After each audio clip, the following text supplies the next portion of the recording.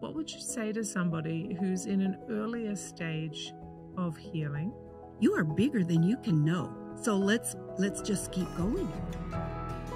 Whether you're looking for inspiration, guidance, or simply a moment of reflection, you're in the right place. This is Wisdom Stripes. Hi, wise woman, Meg here. Have you ever felt like you're doing all the right things, but something still feels off? Here's what I've learned after helping thousands of people navigate their deepest challenges. You haven't lost yourself.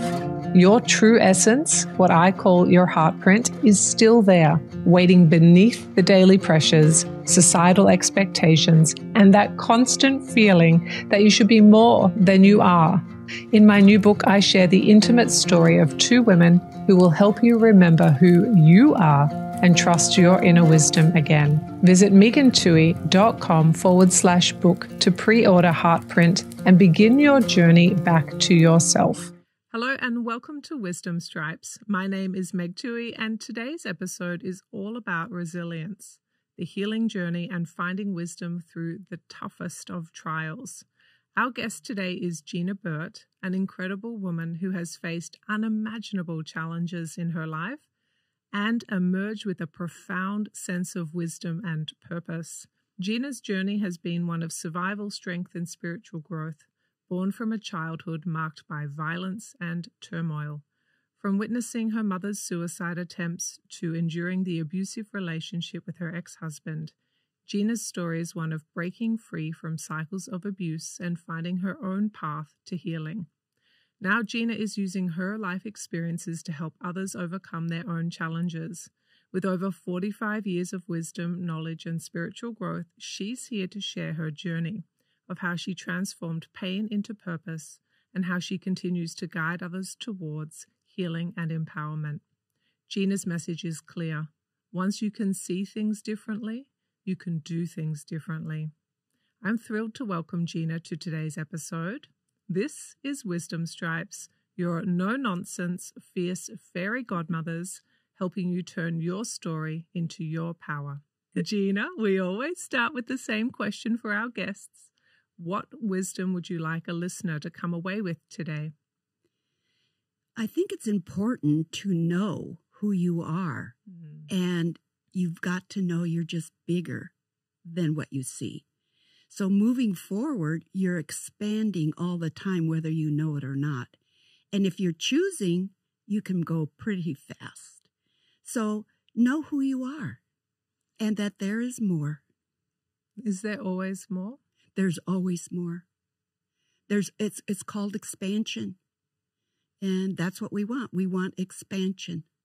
Is there a limit? Can you only expand so far, Gina? No, it is endless. And we will be doing it till we leave the planet, if you choose. And you got to choose. Choose to leave the planet or choose to do choose the to expand. Yeah. Okay. So you and I know each other, full disclosure, everybody. Gina and I have known each other for a couple of years and we're together in Vegas. And right now I was like, I want to come and do this with Gina. It's been about a year in the making. And I built this whole podcast tour around coming to meet Gina in person. And last night we went out, we had some good fun.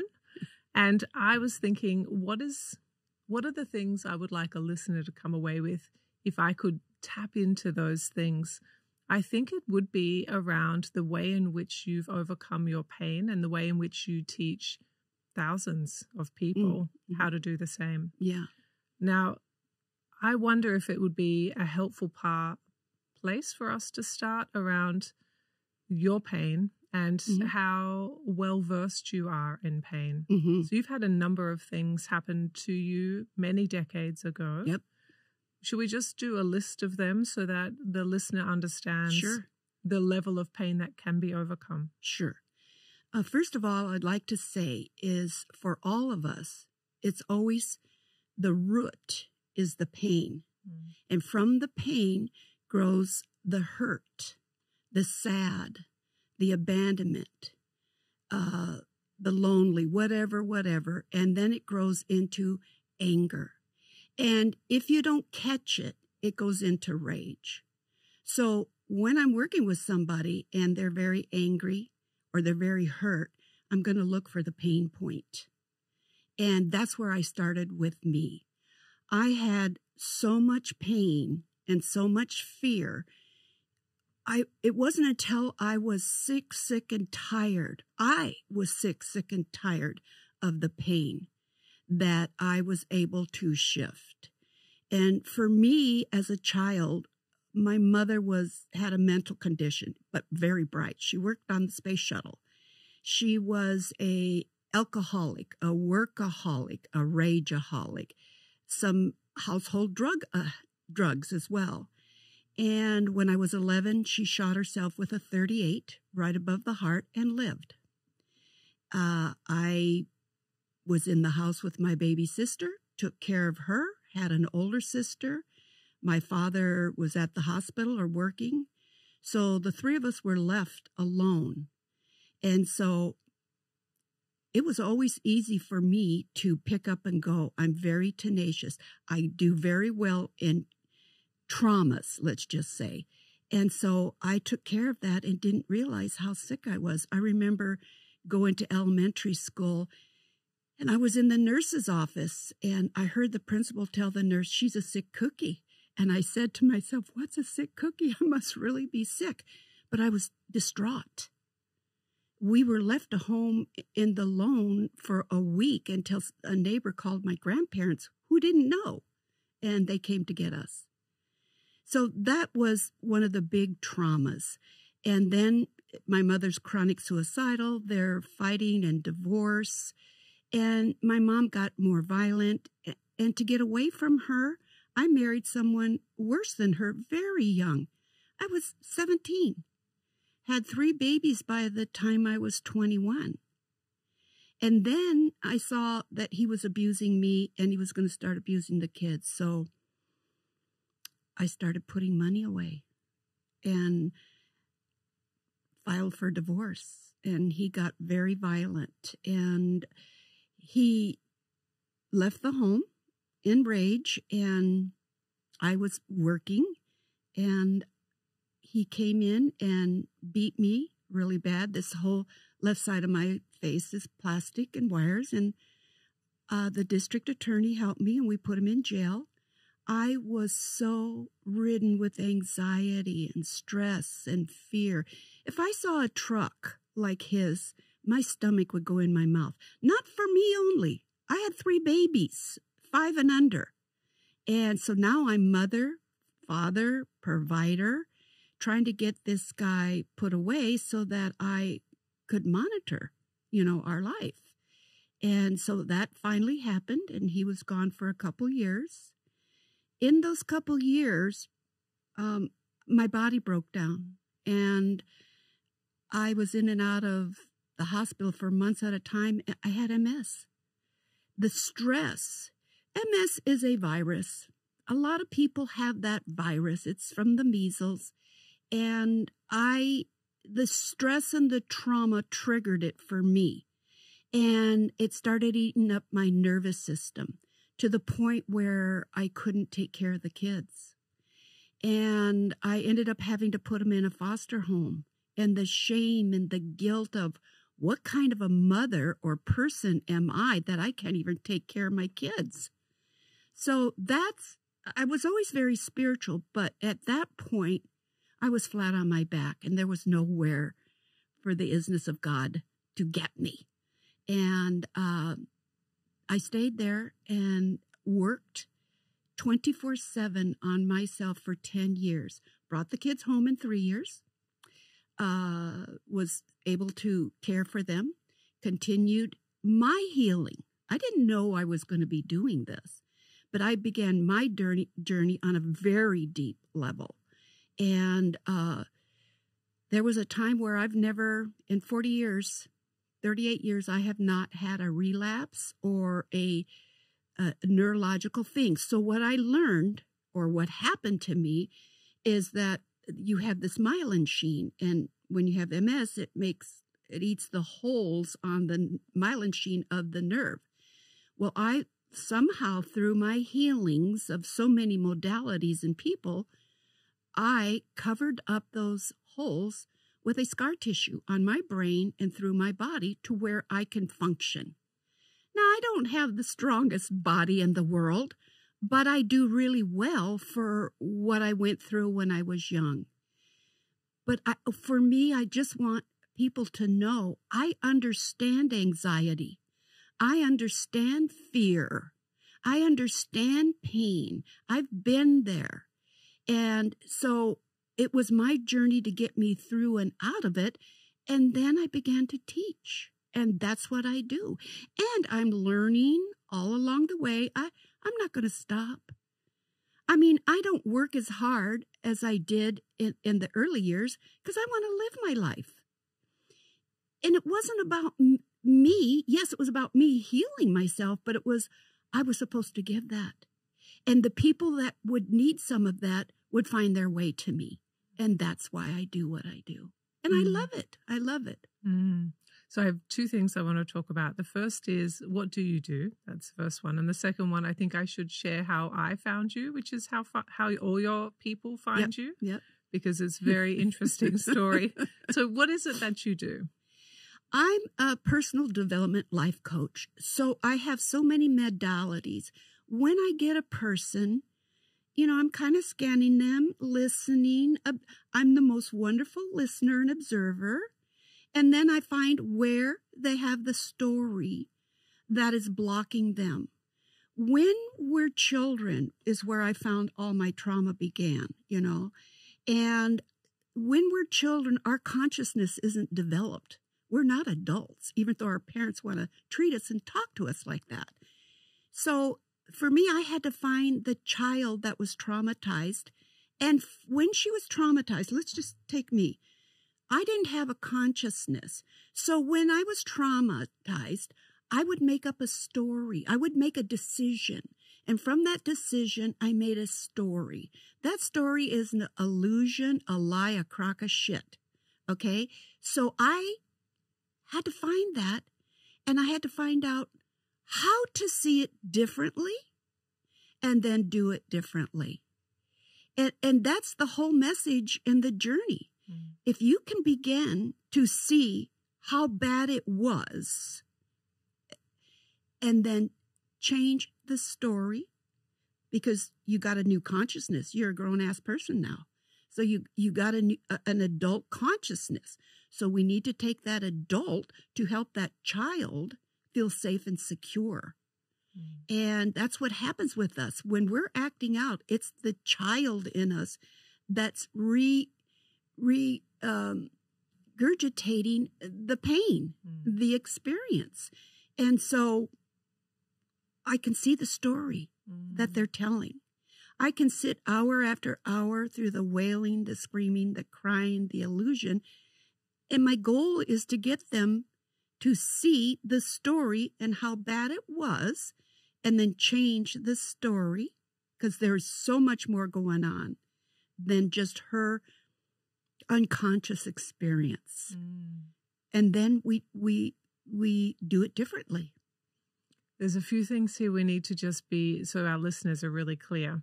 You're not saying that it didn't happen by saying changing the story. Right. You're not saying that didn't happen. What we also, if I could try and paraphrase, it's like you're looking at a little person's perspective, and you're like, well, you're a lovely big adult now, and this small person's perspective, there's more to that than what you can see. So we need to go into that memory, and I need you to see that it's true in your version, and then I need to help you see it bigger. Yes. Yeah. Let me give you an example. Yeah, let's do it. So let's just say mom and dad are screaming and fighting, all right? Their past history is up, and they're dumping it, I call it vomiting on each other. And there's 3 little babies, little sponges, walking around, absorbing this and picking this up. So when mom and dad is screaming and fighting, little girl or little boy says, oh, if I were better, mommy and daddy wouldn't fight. I'm the problem. I'm not good enough. Something's wrong with me. I should fix them. I should save them. That's what our little people do. So when we can go back and I can help them see how bad it was and show them that was mom and dad's history, family upbringing, it had nothing to do with them. And that's a critical point, because that's a hard point to bring that child away from the middle of that and not want to own it. Well, from a developmental perspective, that child is in an egocentric developmental part of the lifespan. Yes. So it is very, very appropriate that a child remembering their parents fighting or remembering trauma says, well, I must have had something to do with it. Like I must have. But of course, that's just not true. Right. And so if I can show them that and they can still experience the pain of what they were feeling, that it was them, then once they get through that, now we can see, okay, now you're a grown adult. What do you need to say about this? How do you help your child? It's almost like a reparenting, because look, our parents never saw us. Most parents never saw us, never heard us, never comforted us. That's all we wanted. So you, the adult, can go back and give that to the child. We're safe. We're not alone. We didn't do it, and we don't have to fix them. It's not our job. We didn't do it to them. So there's steps to through this journey to find who you really are, to be who you really are, that person you came in to be, that didn't get vomited and covered it up. It's your beacon. What I'm looking for is your beacon. It's there. It didn't go anywhere. It's there. It just got covered up. So let's uncover it. Then you can operate. And when you can be who you really are, it's very calming, very relaxing. It just is the real you. It's one of my favorite things is about helping women and men, but my work has traditionally been women. This podcast is for men as well.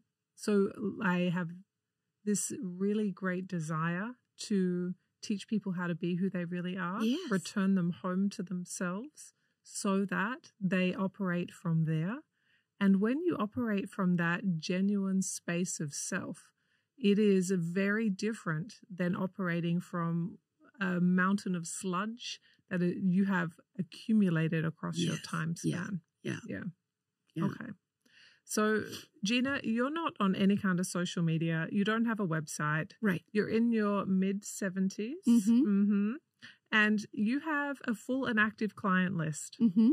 Let's talk about how people find you when you do not have a virtual presence, yet you are sought after beyond measure. There's like a secret handshake to find you. Yeah. Well, tell them how you found me. And then we could go from there. See what she did there? So I think it was more than 2 years ago. I think it might have been even 3 years ago. I saw a psychic in Melbourne, Australia, and she was like, oh, I just feel like I need to give you my this person's phone number. I just feel like you need her. And I was like, okay. And she gave it to me, and it was an American phone number, and that's okay. And I remember texting you thinking, who is this going to? What does this woman do? And you were like, straight away answered. So you were a normal person. And we set up an experience, a session. And I got to have some of the muck taken off me through your process. And Gina's process is part what I have been trained as a psychologist, but a lot not that. And I think what I really needed in those days was the not that part, because I had done all the psychology. It was fantastic. Totally recommend it. And I had bits left that those modalities in psychology weren't getting to. And I think when I look back at the work that we did together, I feel like the most important thing was your ability to cut through in like a motherly, matriarchal, grandmotherly way that said, I love you and stop it. No, knock I it say, off. knock it off. You do it for me. Knock it off. Yeah. And I think that is something psychologists almost never do. Therapists don't do that. And yet sometimes you need someone who lovingly is like, hey, here's a guardrail, lady. Like, don't do that. Knock it off. Yeah. And there's something really powerful about that. Years ago, I saw a Jerry Seinfeld clip where he is just like, stop it. Stop it. And I remember looking at my husband going like, that's just the most straightforward psychological wisdom there is. Yeah. But there's so many things you need to go through in order to be able to stop it. Yeah. So it is the shorthand version. But sometimes you need a guardrail. Yeah. And we don't necessarily have a lot of leaders in our familial societies with good matriarchs, good patriarchs who are able to lovingly say, knock it off, like that's enough. Yeah. You know, like the mama lion knocks the cub and says don't, but also loves it still. And that, I think, is one of your secret sources. Yeah. Where did you learn that, if not from your own mother? Well, no, I didn't. Well, I've always been, we talked about this last night, I've always been very tenacious. I've always been feisty, and sometimes that works for me and sometimes it doesn't. But with the wisdom, which is what we're talking about, is the knowingness. I cannot not say it when I know it. And I can say it in a way that is safe, tough but safe, because I made a decision about me a long time ago when I started this work, is that I want to be the safest place for people to come to speak their secrets they don't even know they have. And they do that. That's my mission, let's just say. So I learned it by, once I got through the majority of my pain and anxiety, and I didn't have, you see, when you're in pain and you're trying to process and work with someone, you're going to hook in. You have to work on your pain. That's why I can go all day long with all the drama and not get tired. And my husband gets worried. I go, no, it's energizing.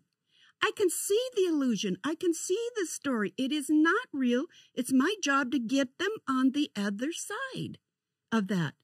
So I think just healing my own wounds, especially the big one with my mom, which is usually big with women, but it can be dad. It doesn't matter. You get to just be. And so I don't have any hooks. I mean, the only one that can hook me is my husband. Okay? And we're still working on it. And we've been together 35 years. And we will still work on it till we're no longer on this planet. Yeah. But I think healing my pain, healing the anxiety, the fear. And my journey with fear was be afraid and do it anyways. Because fear is like a thin veil. It's not real. Our fear is from back there. It's not here in the now. So I take you back there to look at it, but I'm trying to get you to be and stay in the now most of the time. I think what could be a fun side experience for us is, what are the list of secrets that people tell you? Because I think people think that their secret, they're the only ones that have ever had it. And so it weighs heavily on them. And when you do the work that you and I do, you realize that secrets are universal. Yeah. And you might feel very weighted down by the secret that this happened, or you feel like this. But when we say those secrets out loud, yes, they start to become normalized. Yes. So what are your most common secrets that people bring to you? Well, I would say I get this maybe more with men. They'll say, I lie. Okay. And lying is a very interesting thing, It starts very, very little. And in our society, what I have found is that if you have an unfunctioning mother with a son, or you mother smother, and males' brains are really different, their bodies are really different than ours, then he will learn to lie as a part of natural of his language to try to just be himself, because mother's trying to have him be a certain way. But he already, male with testosterone, is going to already be on his journey as a man. And so they will learn to lie very early through mother, through society and culture. And then he will be a grown man lying. And some are fortunate enough to know that they are. Other ones think it's normal. But I get a lot because they come to me to work. So they will speak, I have an issue with lying. I said, okay, let's look at it. Let's look at the attachment. Let's look at what happened. Okay? So that's one thing with males. With females, it's molestation because they don't want to talk about it. They don't want to re-look at it. They don't want to remember it. But it's a dark hole that they are walking around with and carrying, and it's heavy, and it leaks out in ways you don't want it to until you address it. Those are the two big ones. Are there ones that you see alongside those two big ones? Any patterns you see? Oh, well, women will withhold. They won't be able to be sexually fully blossomed. They will have issues around it. They will maybe be more withdrawn or overly sexed, more promiscuous because that may have been normal for her in her experiences. For men, the lying's going to really show up in the relationship. Eventually, the female is going to feel that. She's going to know that. She's going to bring it out. And then there's going to be chaos. Either way, chaos comes. Yes. So we're sort of really designing the pathway here. Mm-hmm. So they come to you, mm-hmm. they've got pain, mm-hmm. and then you start looking at the underlying symptoms. Mm-hmm.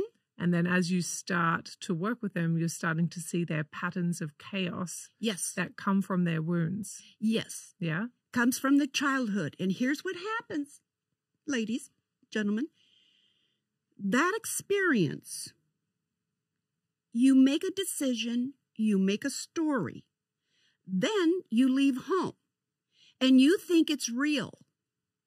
And so that's all you know. So you find a man and you recreate it, or you find a woman and you recreate it, or you recreate it in your job. Your job becomes your dad. Your wife could be your dad. Anything.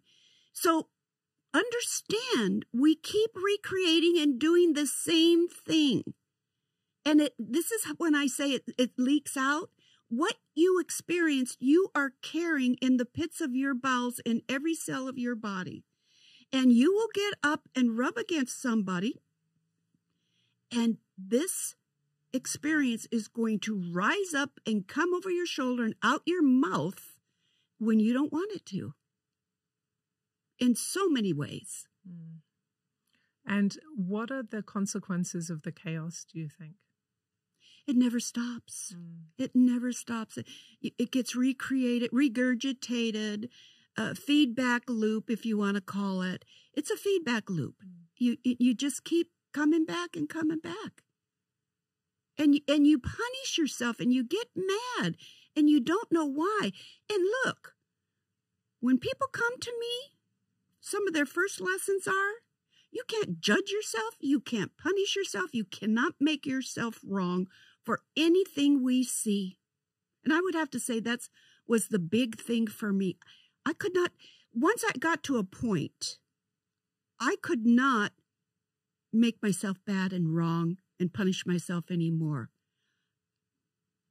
I remember telling you, oops. And you said, oh, no, I don't do that. I make mistakes. I go, oh, no, you don't. You just have little oops. Oh, I can't do that. You said that. Yeah. She's right. And so what do you do now? I say oops. Yeah. Yeah. Yes. And the oops is in replacement of the I statements. Yes. That are really damaging. Yes. Yeah. Yes. Yeah. So yeah. when you've cleaned off the gunk Yeah. from your childhood and you make a mistake, you might still have your first unconscious reaction of your old habits. Yes. But you can catch it. Yes. And then you can say, oops, I spilled the milk. Yeah. Oops. Yeah. I didn't have the right address. I didn't hit the mark. I didn't get it. Yeah. It was the wrong thing. Yeah. Yeah. And Yeah. oops was a thing I really had no idea about. Mm-hmm. I only really used to understand heavy criticism. Yes. Yeah. Real black and white, right and wrong, good and bad. Yeah. By the way, there is no good and bad. There is no right or wrong. You can use, it just is. Yeah. Just is. It just is. Mm-hmm. Now, one of the special things about you that we haven't yet kind of uncovered is your relationship with the isness of the all-knowing or the inner knowing, and perhaps the isness of God. Mm-hmm. Can we talk about that? Yeah. I was very spiritual. I was born that way. I remember 6 years old, going to church in a red barn and skipping home and singing, Jesus loves me, this I know. I am telling you, I knew that in every cell of my body. My mom and my grandma said I used to sing it in the shower. I'd sing it in the bathtub. It was real. It was, I just knew. I grew. I was somewhat religious. And then when I went to many different churches for explorations. But every time I got limited, I'd leave. You know, I had a knowingness of where I was going, and it ended up becoming spiritual. So most of my life has been spiritual with all kinds of people. I love churches. I love their traditions. I love all that. But if you're going to say it's not okay to breathe, it's not okay to do that, okay, bye. And so now I've been on this spiritual path for 40 years now, and I've had great teachers.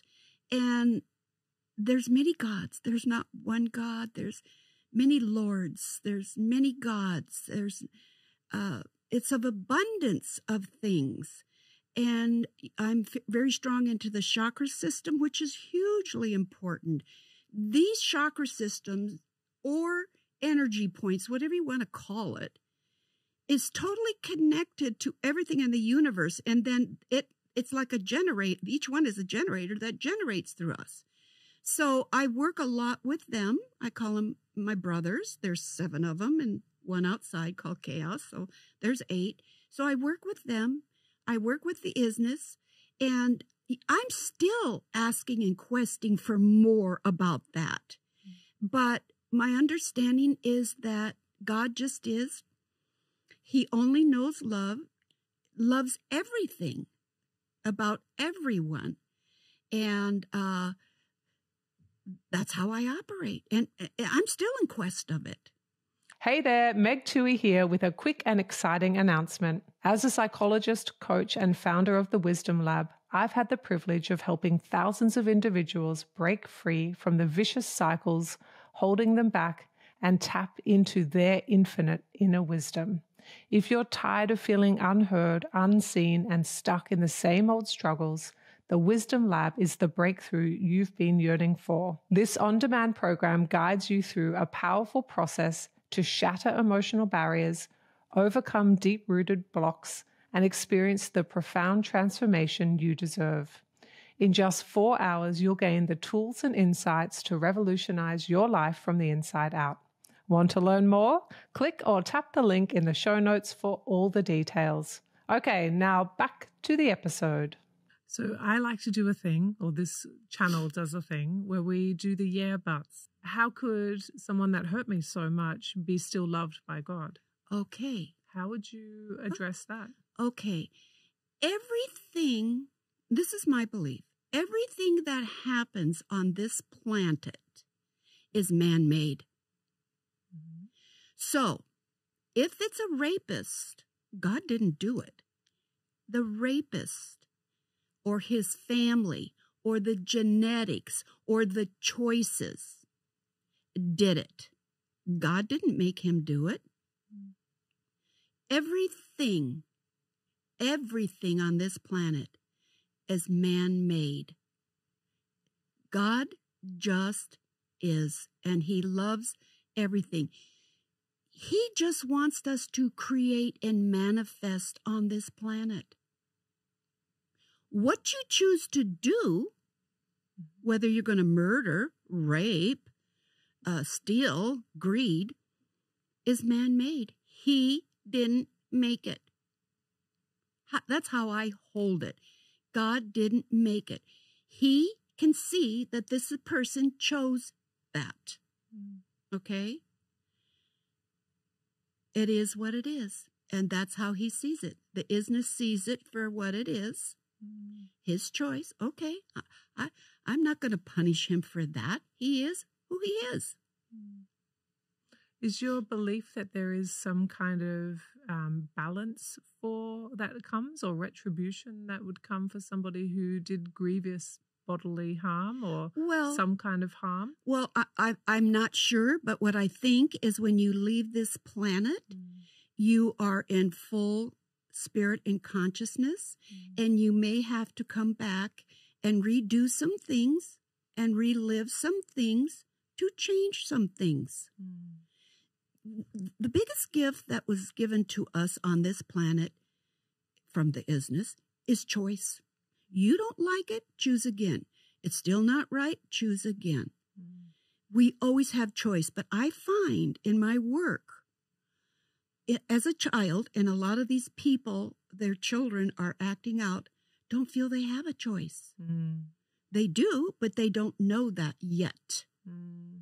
Let's talk choice. Okay. Existential psychologist or psychology says that there is always a choice. Yes. And sometimes you might not like your choices. Yes. But there is always a choice. Yes. Yeah. Yeah. So nothing ever happens to you.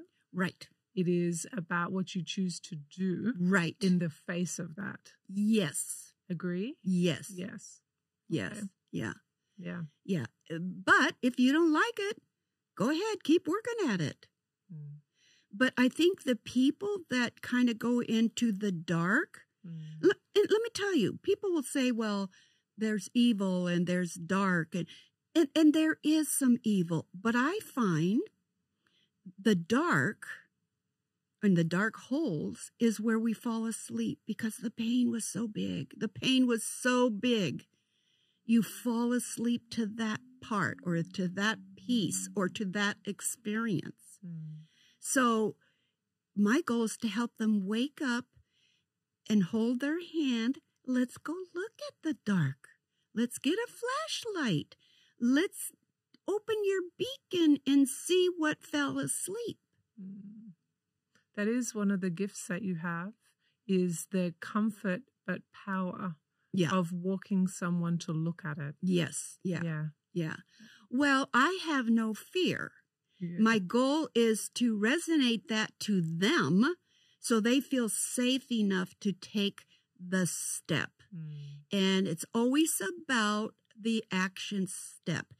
My mantra when my anxiety and fear was so high when the kids were little was, I can be afraid and do it anyways.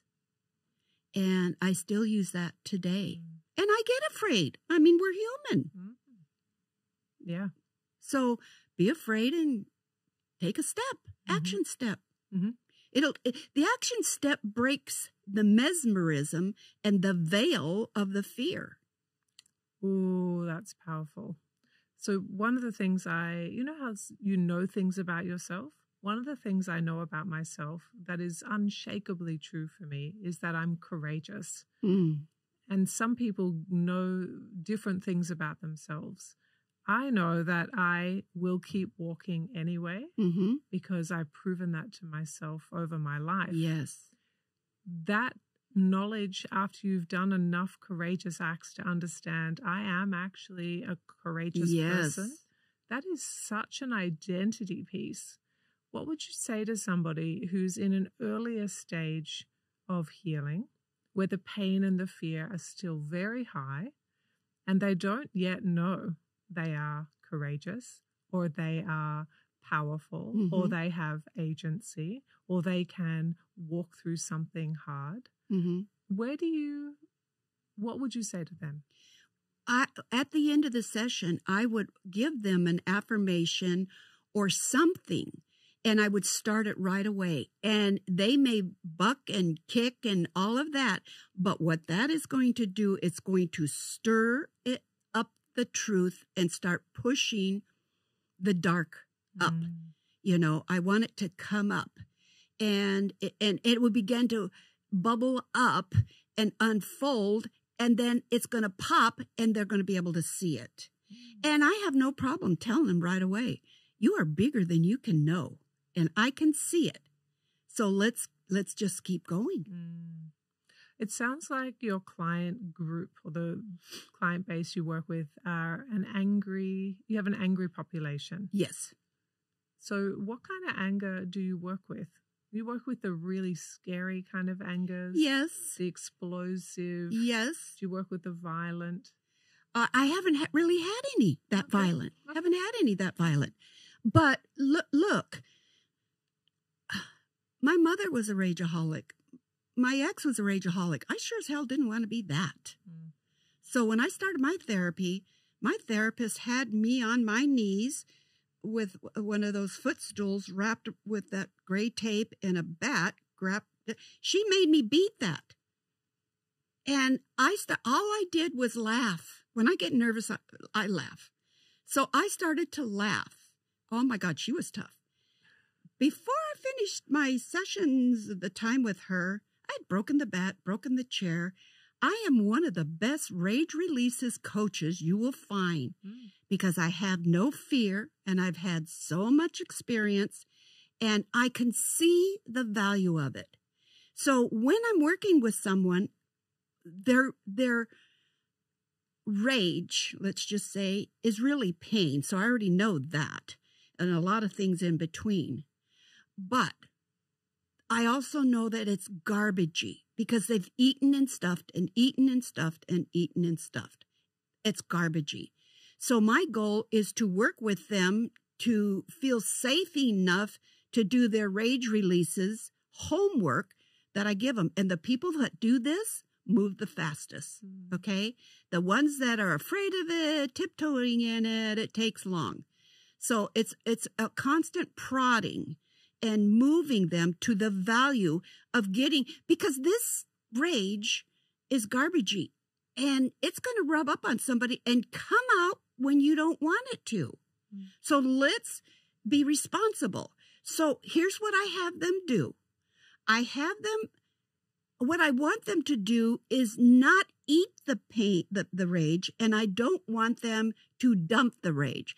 So we use towels and pillows, and I have them yell it out. And then I'll have them get a bat or a punching bag and get it out through exercise, through breath, through tears. It's acid. It creates disease. Drink a lot of alkaline juices. And then once we get the big garbagey off, you're not going to eat it. You're going to feel so good. Somebody's going to make you angry. You're not going to want to eat it anymore. So what you'll do is, when you're mad, you're mad. When you're sad, you're sad. When you're hurt, you're hurt. So you'll speak it in the moment, and then it's flat. It's gone. You didn't eat it, and you didn't dump it. So let's do the definition of eating and dumping. Okay. So when you say someone's eating their rage, what do you mean by that? Well, I'll just give you my example. I'm an eater. So I was an eater and a stuffer as a child of emotions, okay? I ate them because there was violence, and so I was afraid. There are people in the world that are ragers. And so they're not eaters. They're going to eat it. They're not going to resolve what the issue is, but they're going to keep dumping on people the same rage of what they've regurgitated, feedback loop, but they've never resolved it. So there's the dumpers that'll rage on people, and then there's the eaters that will eat it. And that is exactly how I got MS. I ate up my nervous system. I created the disease. This is a big turning point in my health. When I got off my husband, when I was done with my mother, my father, my stepfather, my sister, whoever, I had to look at me. Gina, what is your 50% in this? Why were you with that man? It wasn't him. Yeah, we know he's an asshole. Why were you with him? Man, I had to go deep. Why was I with him? And clean it up. And that's where I could no longer judge, punish, and beat myself up for what I didn't know. I couldn't judge, punish, beat myself up for what I didn't know. And I was growing to know different, to do different. That is how it happened for me. Yeah. And so eating is like the regurgitation, yes, where you cycle over and over, yes, and over again, but you don't heal. Right. And then dumping it is where you just blame somebody yes, else, yes, and yes, you relentlessly attack. Yep. And then stuffing it. What's stuffing? Stuffing is the same as the eating. Okay. Yeah. Stuffing and eating is the same way. You eat it and you stuff it. Yeah. And so eating and stuffing Mm-hmm. and dumping, yeah, they don't work. They don't work. They don't will work. never work. They don't work. Never. Eating and stuffing and dumping don't work. Yeah. Would you say stop it? What I want you to understand is you're carrying this. You're walking around and it's heavy. It's heavy. And it's heavy to go through it and release it. But what happens is when you do that, there's a void. And in that void, the real you comes in and fills it up. So you get to be a big chunk of who you really are each time. And then you have more energy. So you and I have very similar philosophies, but I would have phrased that slightly differently, but it's same. Yeah. Which is when you can heal the pain, you get a percentage back of your power that you can have in your everyday life. Perfect. Yeah. Perfect. Same. Yes. Yeah. Okay. Yeah.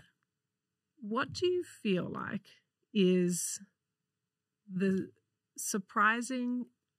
No, let me try that again. What do you feel like people tell you happens for them on the other side of not eating and not stuffing and not dumping anymore? Is it just that they have more energy, or do other things change? Other things change. They will say things like, I feel so free. I feel so confident. I feel so relaxed. I didn't get upset. That same situation didn't disturb me. So they had healed that hook. So when two people hook, all that takes is one. And then after a couple times, the other one can't hook. So they understand that, because I talk about that a lot. And they just feel, they say confident, relaxed, free, more of me. And then what happens? I feel like in the healing world, we get very, very focused on the process of healing. You know, we talk about trauma work, we talk about all of those things, but what we don't talk about is what comes afterwards. It's what happens after you've healed a big piece of your life. You just go out and be. If you can just look, what one man can do on this earth, as we talk about, to make a difference is to heal themselves. Once you heal yourself, you're free to be. And people will pay attention to your beingness, not what you're saying. They may watch what you're doing. but they will see and feel your beingness. Now, if they should ask, then you get to tell them. You get to drop a seed. Drop a seed. Go ahead. And the seed is? The seed is how you got to be who you are. So if you're being who you are, and this person is in front of you, you're going to see who they really are. You're going to see past their pain. You're going to see that. It's true. Yeah, you're going to see the real person.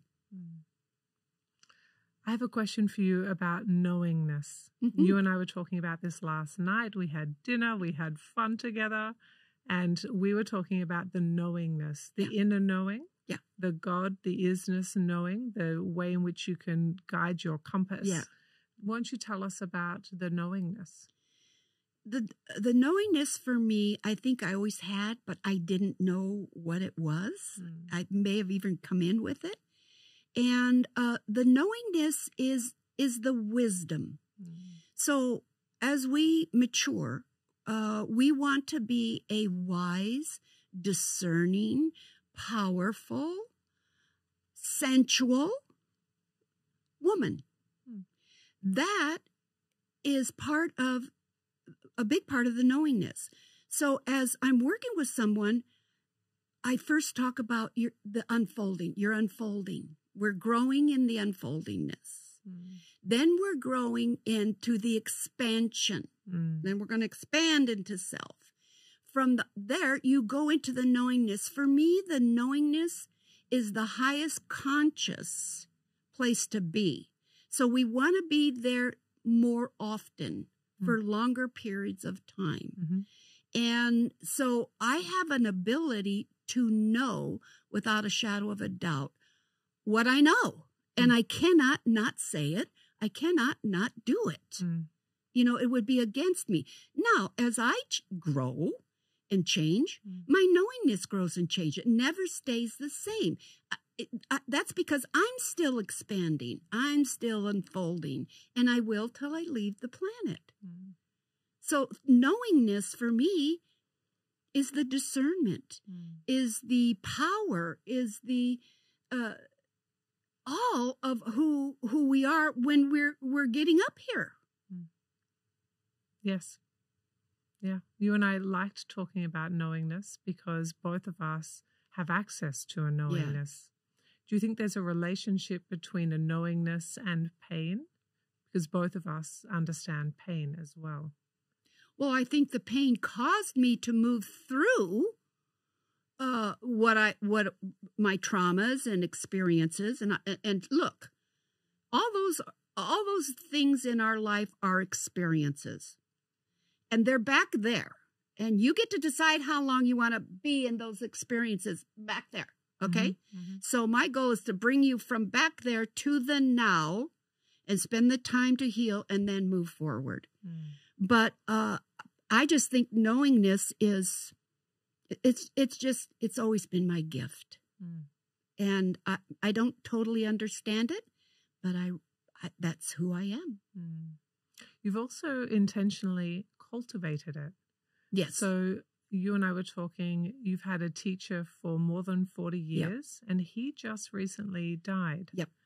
And you said to me, I can still. Yeah. Why don't I not say it? You tell me. All right. You tell us. So, I had a teacher for 40 years, and he was from the main heart chakra, and so I've studied all the chakras through him, and the main one is the heart chakra. So now that he's not here, I feel some loss, but I can go into meditation, prayer, just thoughts, and I could talk to him. It's right here. This is where he went.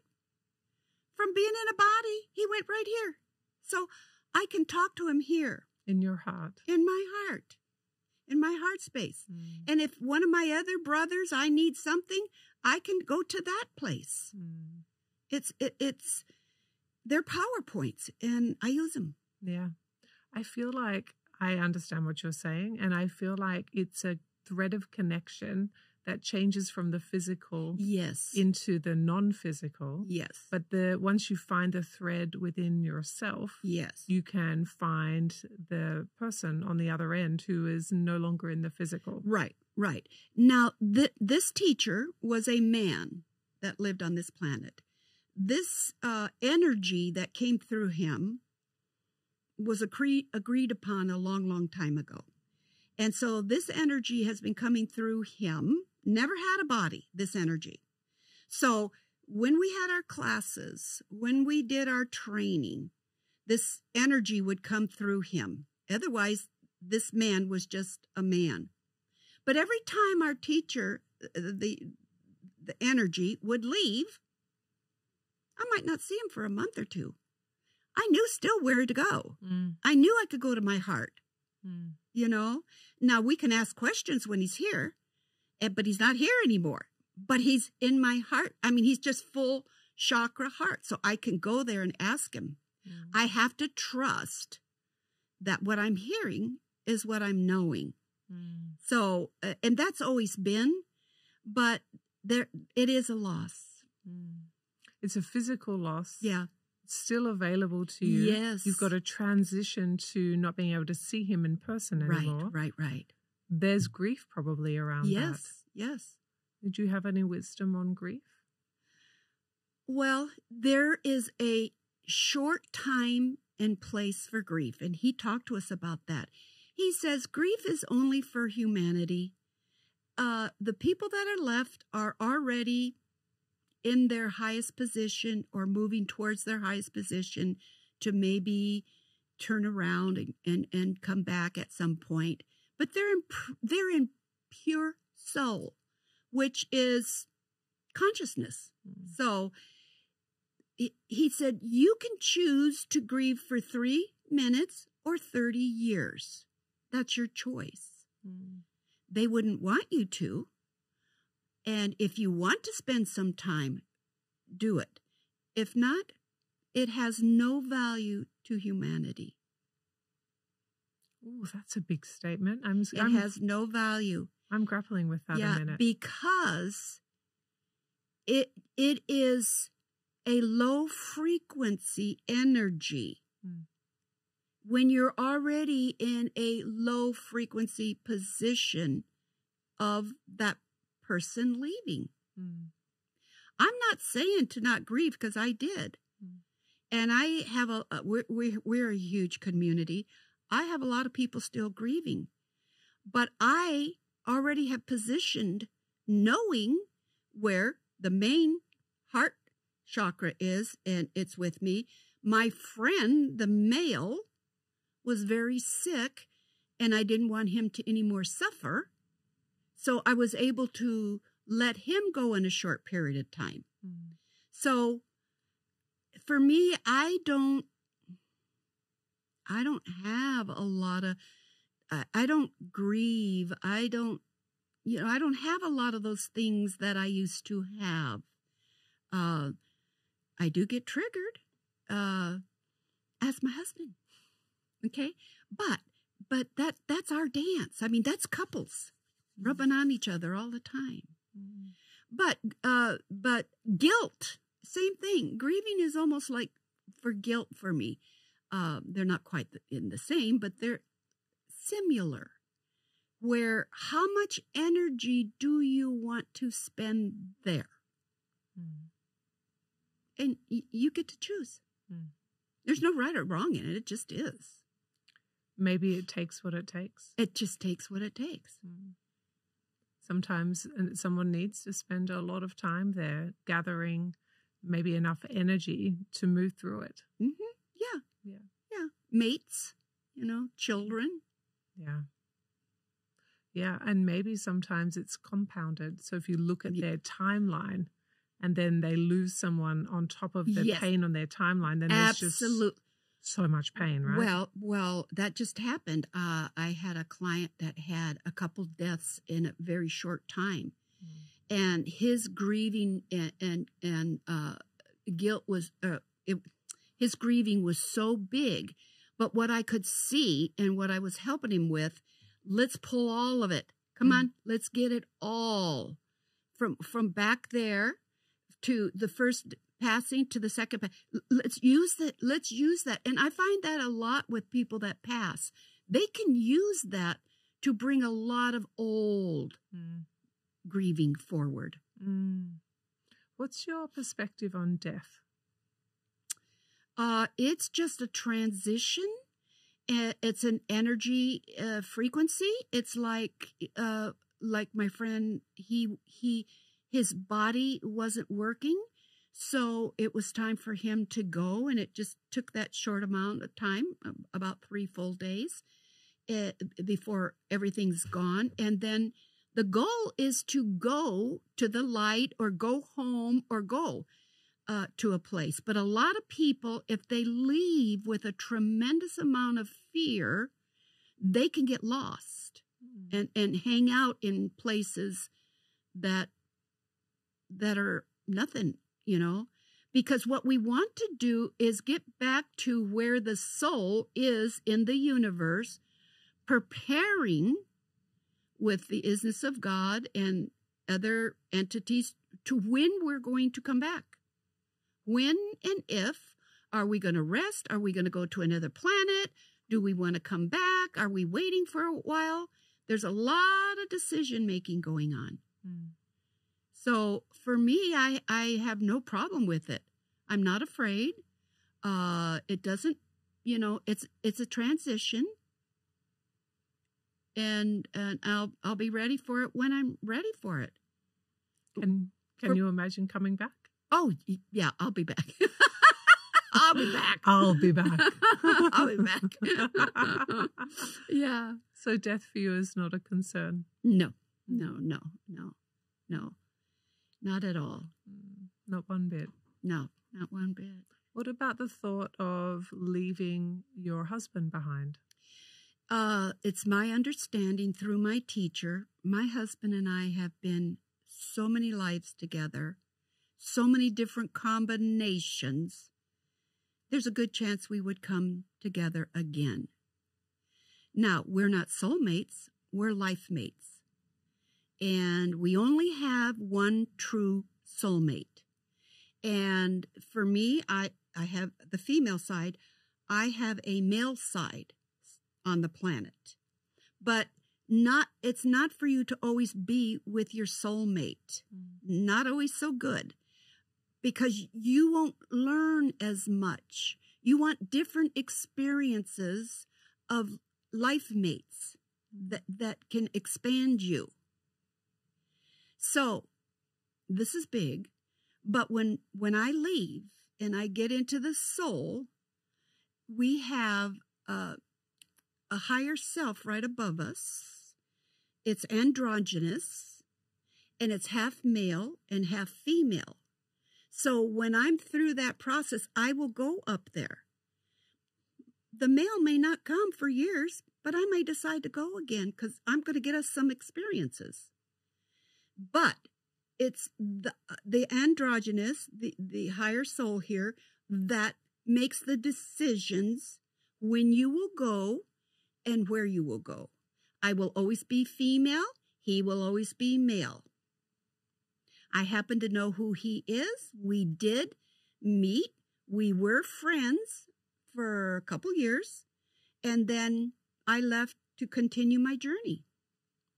Okay, so you're holding your hands above your head, and one hand is you and the other hand is your soulmate, which is not your husband. It's not my husband. But your husband and you are life mates, and you've done many lives together. And we're very comfortable with each other. Very crazy about each other. I guess that's why we keep coming. And it's interesting because we're the same age, same beliefs. He went to an elementary school called Valencia Park in San Diego. I went to an elementary school called Valencia Park in Fullerton. We crossed paths at Disneyland when it opened when we were kids. Yeah, there was a lot of connection. But not your soulmate. Not my soulmate. But if you didn't have this knowledge, would you have called him your soulmate? If you didn't understand, you might have used the terminology. I might have. Yeah. I might have. Yes. So that's an interesting idea. Yeah. The person you think is your soulmate absolutely is maybe your life mate, which is very important. Yes. But your soulmate mate might not actually, you might not meet them. Right. And I get that a lot with women that think that their mate is their soulmate. Yeah. And I question them on that. And I tell them what I know to be true. And because everybody wants their soulmate. Don't look for your soulmate. Look for life experience. There's a lot of soulmates together, and they're about killing each other. It doesn't work. They're too close, too much. Yeah, too close. You want the life experiences. So you can have the comfort of doing a life mate over and over again. Yes. But they're not your soulmate because the soulmates, we've got the two at the top. Yes. Both of you separate, get experiences, come back. Yes, and bring it to each other. And bring and share it to each other. So as I'm growing, learning, expanding, he unconsciously is getting it. Whatever he's doing in life, I'm getting. And I can't know those. There are things I'm supposed to not know. And we've talked about that. You can't know everything. I can't know everything. It's not for us to know. Well, this is an interesting place to come towards the end. I guess what I am curious about as we shift topics is you're 76 and you got a long, lovely life ahead of you. And I'm just curious, what are you working on in these next chapters of your life? I'm still working on relationships because I still want to fine-tune. Harold, I have learned more through Harold. Your husband. My husband. He has taught me more about not taking things personal. And I still work on that. That's a big thing for people. And I do that well with other people, but because of our closeness, and I get better at it all the time. But I'm working on, I still want to see things differently. Sometimes I learn things through my clients. Sometimes through my family and friends. I'm a great observer. I'm a great listener. So if I hear or see something, I put it in my library. Yeah. So I'm always learning. Wonderful. And can you see what your next decades might look like? I want to do more traveling. I will continue what I'm doing. I love it. Your work? Yeah. I will continue working. If people can find you. That's okay. That's okay. They find you, don't they? Yeah, they do. They do. I call it divine. When they get to me, they're supposed to be with me. Yeah. I didn't mean to interrupt. What else is on your mind?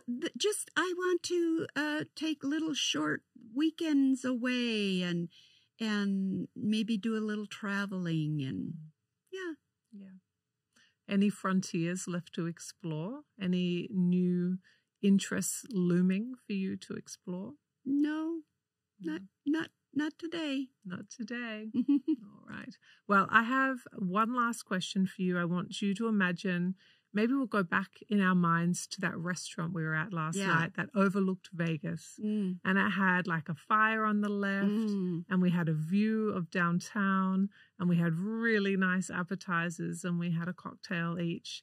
And we've got space on the couches for our listeners to join us. And so come on in, listeners. Come join us at the fire. Come eat our food. Come drink our drinks with us. Now, everybody's sort of settled in and they're leaning forward. There's like one last thing you're going to share with them. It's towards the end of the night. And we all know that you've got something to share. And so I just wonder what wisdom you'd like to leave us with. Okay. Be gentle. Be gentle with self. You have a little scaredy cat little girl inside. You have a little scaredy cat little boy inside. And most of the time they're running the show. So if you can be gentle, and this is where I say no judging, no punishing, no beating self up, and explore to grow to know more. That's the goal. If you can see it differently, you can do it differently. That's the name of the game. See it differently and do it differently to be more of who you really are. That's beautiful. Gina, thank you so much for being here with us today. It has been such a joy to have you in the studio. Thank you. Thank you so much. I'm so glad that we made this happen. I know. I know. Now what? I don't know. Don't We'll go out for dinner. Okay. Now what? Don't go anywhere. Don't go home. I'd like to thank Gina Burt for joining me today on Wisdom Stripes. In today's episode, we explored Gina's incredible journey from surviving childhood trauma to empowering others on their own healing paths. She has shared invaluable lessons about resilience, self-care, and finding wisdom in our darkest moments. If you enjoyed this episode, make sure you're subscribed so you never miss an update. You can not follow Gina. You can not learn more about her work because she does not have a website. But you can stay connected with me. You can follow @Meg Tuohey Official on Instagram. Thank you for listening to another episode of Wisdom Stripes. I hope you gained a little wisdom today. My name is Meg Tuohey, and this is Wisdom Stripes. Thank you for listening to this episode of Wisdom Stripes. Follow me on @Meg Tuohey Official and leave a comment and review. I'm looking forward to meeting you here next time on Wisdom Stripes.